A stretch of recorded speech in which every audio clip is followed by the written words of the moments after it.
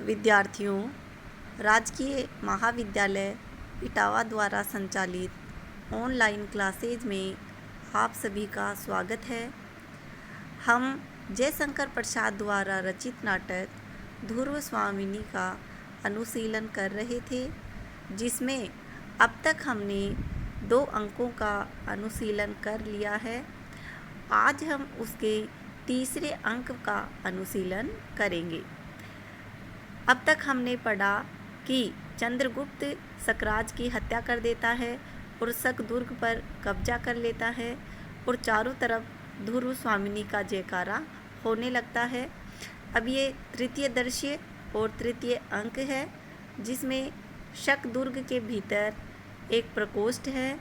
3 मंचों में 2 खाली हैं और एक पर ध्रुव स्वामिनी बैठी हुई है, चिंता में डूबी हुई है। तभी कुछ कोलाहल होता है, सैनिक का प्रवेश होता है।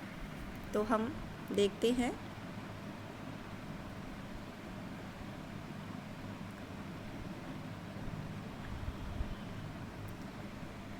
तृतीय दृश्य। सैनिक प्रवेश करके कहता है, महादेवी की जय हो। ध्रुव स्वामिनी चौंक कर, क्या? सैनिक, विजय का समाचार सुनकर राजाधिराज भी दुर्ग में आ गए हैं। अभी तो वे सैनिकों से बातें कर रहे हैं। उन्होंने पूछा है, महादेवी कहाँ है? आपकी जैसी आज्ञा हो, क्योंकि कुमार ने कहा है। क्या कहा है? ध्रुव स्वामिनी कहती है, क्या कहा है यही न कि मुझसे पूछकर राजा यहाँ आने पावे। ठीक है, अभी मैं बहुत थकी हूँ। तो सैनिक जाने लगता है। तो ध्रुव स्वामिनी उसे रोककर पूछती है, और सुनो तो, तुमने यह नहीं बताया कि कुमार के घाव अब कैसे हैं? सैनिक, घाव चिंताजनक नहीं है, उन पर पट्टियाँ बंध चुकी हैं। कुमार प्रधान मंडप में विश्राम कर रहे हैं। तो ध्रुव स्वामिनी कहती है, अच्छा जाओ। सैनिक चला जाता है। तभी वहाँ मंदाकिनी आती है, सहसा प्रवेश करती है, कहती है, भाभी बधाई है, जैसे भूल कर गई हो। नहीं नहीं महादेवी, क्षमा कीजिए। तो ध्रुव स्वामिनी कहती है, मंदा, भूल से ही तुमने आज एक प्यारी बात कह दी। उसे क्या लौटा लेना चाहती हो? आहा, यदि वह सत्य होती। उसी समय पुरोहित का प्रवेश होता है। मंदाकिनी, क्या इसमें भी संदेह है? तो ध्रुव स्वामिनी कहती है, मुझे तो संदेह का इंद्रजाल ही दिखाई पड़ रहा है। मैं न तो महादेवी हूँ और न तुम्हारी भाभी। फिर पुरोहित को देखकर चुप हो जाती है। पुरोहित आश्चर्य से इधर उधर देखता हुआ कहता है, तब मैं क्या करूं? तो मंदाकिनी कहती है, क्यों, आपको कुछ करना है क्या? तो पुरोहित कहता है, ऐसे उपद्रवों के बाद शांति कर्म होना आवश्यक है, इसलिए मैं स्वस्थ करने आया था। किंतु आप तो कहती हैं कि मैं महादेवी ही नहीं हूँ। तो ध्रुव स्वामिनी पुरोहित से तीखे स्वर में कहती है, पुरोहित जी, मैं राजनीति नहीं जानती, किंतु इतना समझती हूँ कि जो रानी शत्रु के लिए उपहार में भेज दी जाती हो, वह महादेवी की उच्च पदवी से पहले ही वंचित हो गई होगी। तब मंदाकिनी कहती है, किंतु आप तो भाभी होना भी अस्वीकार करती हैं। तो ध्रुव स्वामिनी कहती है, भाभी कहने का तुम्हें रोग हो तो कह लो, क्योंकि इन्हीं राजपुरोहित जी ने उस दिन कुछ मंत्रों को पढ़ा था। उस दिन के बाद मुझे कभी राजा से सरल संभाषण करने का अवसर ही न मिला। हाँ, न जाने मेरे किस अपराध का संदिग्ध चित्त होकर उन्होंने जब मुझे निर्वासित किया, तब मैंने उनसे अपने स्त्री होने के अधिकार की रक्षा की भीख मांगी थी। वह भी न मिली और मैं बलि पशु की तरह अकरुण आज्ञा की डोरी में बांधी हुई शक दुर्ग में भेज दी गई। तब भी मुझे भाभी कहना चाहती हो?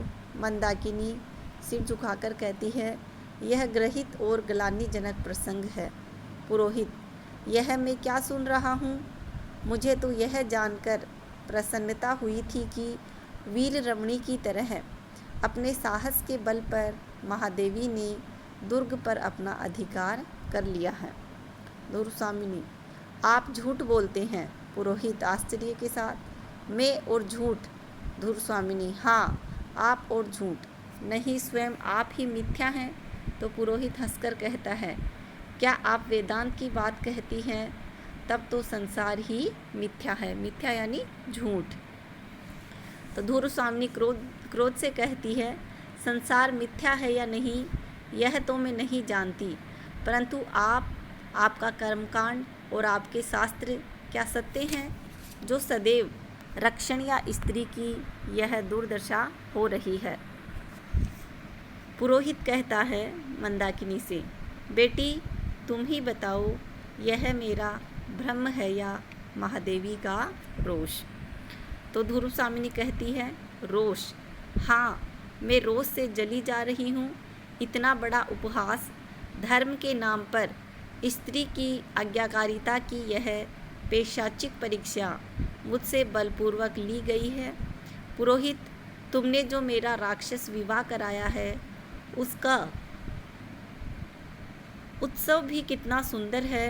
वह जनसंहार देखो, अभी उस प्रकोष्ठ में रक्त से सनी हुई सकराज की लोथ पड़ी होगी।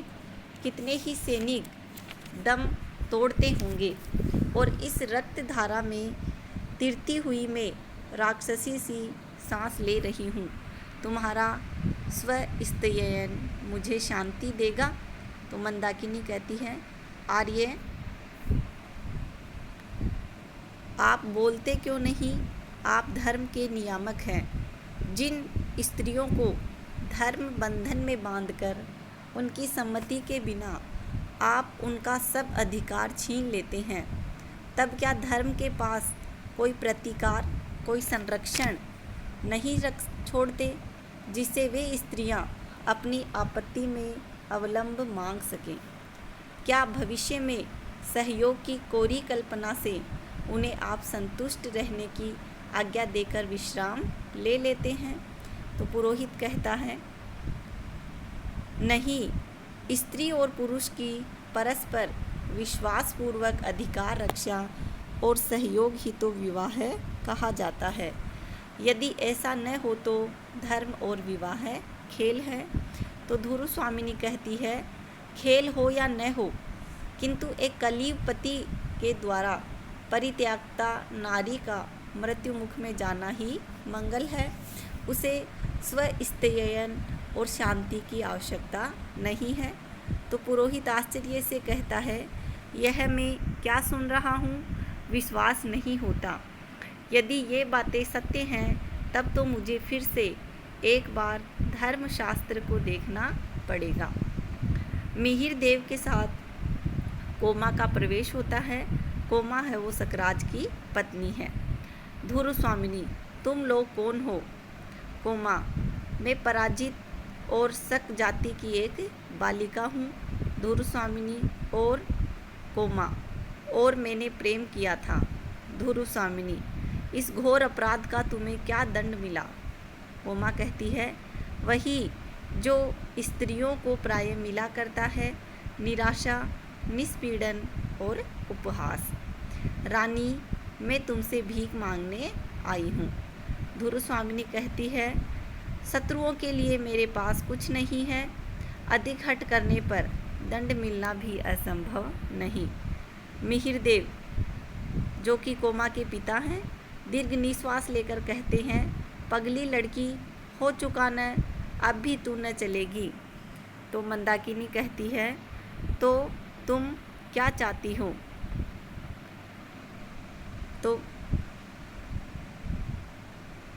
कोमा कहती है, रानी, तुम भी स्त्री हो, क्या स्त्री की व्यथा न समझोगी? आज तुम्हारी विजय का अंधकार चाहे तुम्हारे शाश्वत स्त्रीत्व को ढक ले, किंतु सबके जीवन में एक बार प्रेम की दीपावली जलती है, जली होगी। अवश्य तुम्हारे भी जीवन में वह आलोक महोत्सव आया होगा, जिसमें हृदय हृदय को पहचानने का प्रयत्न करता है, उदार बनता है और सर्वस्व दान करने का उत्साह रखता है। मुझे सकराज का सब चाहिए। आज के इस वीडियो में इतना ही। आगे पढ़ेंगे अगले वीडियो में।